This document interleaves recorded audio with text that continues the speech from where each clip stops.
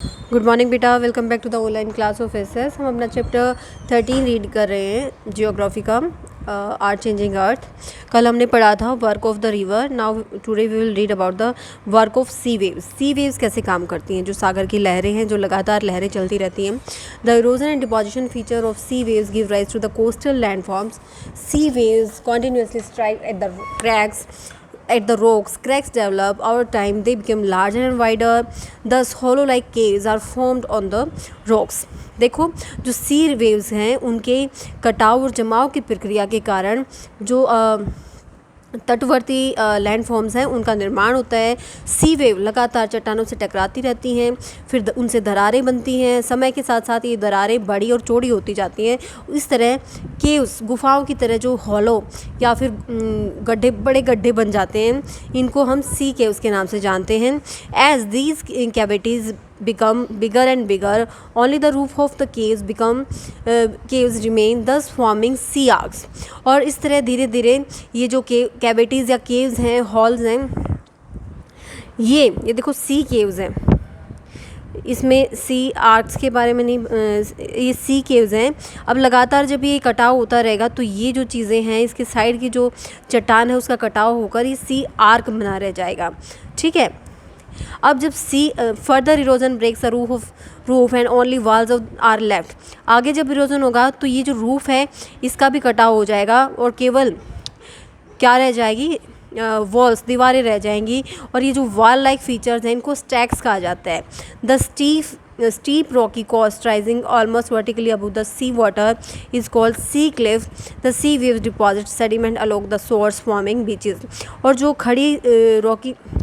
खड़ी रॉक्स होती हैं बिल्कुल सामने, सी वाटर के सामने, उनको सी क्लिफ कहा जाता है।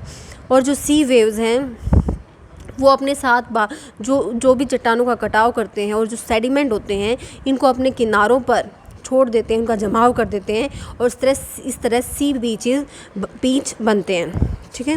नेक्स्ट है आपका वर्क ऑफ आइस। आइस कैसे काम करती है? Glaciers are slow moving rivers of ice which to erode the landscapes by bulldozing soil and rock below. Glaciers carve out deep hollows. As the ice melts, they get filled up with the water and become beautiful lakes in the mountains. The material carried by the glaciers, such as rock, big and small, salt and silt, get deposited. These deposits form glacial moraines. जो glaciers होते हैं वो धीरे धीरे चलने वाले बर्फ़ की रिवर्स होती हैं, बर्फ़ की नदियाँ होती हैं, जो नीचे की जो मिट्टी है और जो रॉक्स है उसको आगे धकेलते हुए लैंडस्केप्स का कटाव करते हैं। जो ग्लेशियर्स हैं वो गहरे गड्ढे बनाते हैं और जब आइस पिघल जाती है तो ये गड्ढे पानी से भर जाते हैं और माउंटेन्स में सुंदर झीलों का निर्माण होता है। ये जो मटेरियल ग्लेशियर्स अपने साथ लाते हैं, बड़ी और छोटी चट्टानें, सैंड, सिल्ट, रेत, गाद, ये सब जमा हो जाते हैं और इस तरह ग्लेशियल मोरेन्स या फिर हिमोड का निर्माण होता है। सर्क्यूज क्या होते हैं? Cirque is an arm chair like depression cause by the erosive action of a glacier when ice accumulates in hollows high up on mountain slopes. The alternate freezing and thawing of glacier ice causes the rock below to expand and contract till it finally breaks down. In this manner, the ice deepens the hollow. Now, the weathered rocks debris also act as an agent of erosion. Circuits can be as big as square kilometer in area. When the ice melts, the circuit becomes a lake called tarn. देखो circuit क्या होता है? एक arm chair like जैसा, जैसे हम बैठते हैं जिस चेयर पर, उस तरह का एक ये डिप्रेशन, गड्ढा होता है और ये ग्लेशियर के कटाव के कारण बनता है। जब जो आइस है वो इन गड्ढों में जम जाती है और माउंटेन स्लोप्स पे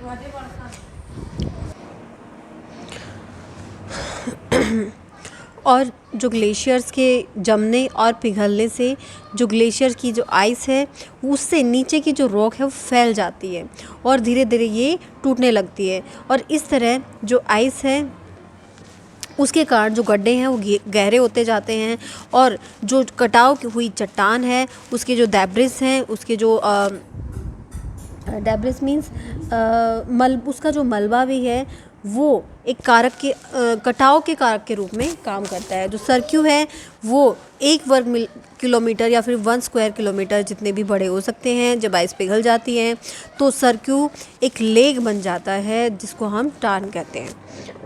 वर्क ऑफ विंड, हवा का कैसे काम करती है इरोजन और डिपोजिशन में। स्पेशली जो हवा है वो डेजर्ट्स में एक कटाव और जमाव के कारक के रूप में काम करती है।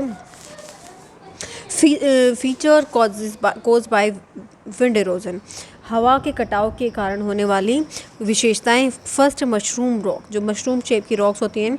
इन desert there are rock in shape of mushrooms commonly called mushroom rocks with erode the lower section of the rock more than the upper part, therefore such rocks have narrower base and wider top।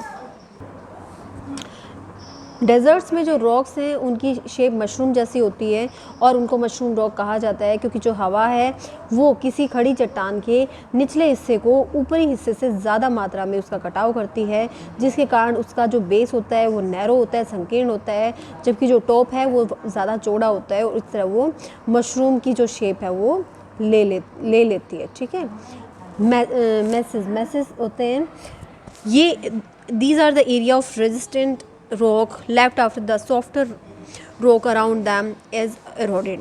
Message होते हैं ये प्रतिरोधी या फिर सीधी कड़ी चट्टान होती है जिसमें इसके आसपास की जो सॉफ्ट चट्टान है, सॉफ्ट हिस्सा है, वो हवा के द्वारा जब इरोड हो जाती है, जैसे हमने पढ़ा था सी स्टैक्स के बारे में, ऐसे ही ये जो मैसेज हैं ये एक तरह के स्टैक्स होते हैं जो कहाँ होते हैं, डेजर्ट्स में, और हवा के कारण का कटाव होता है।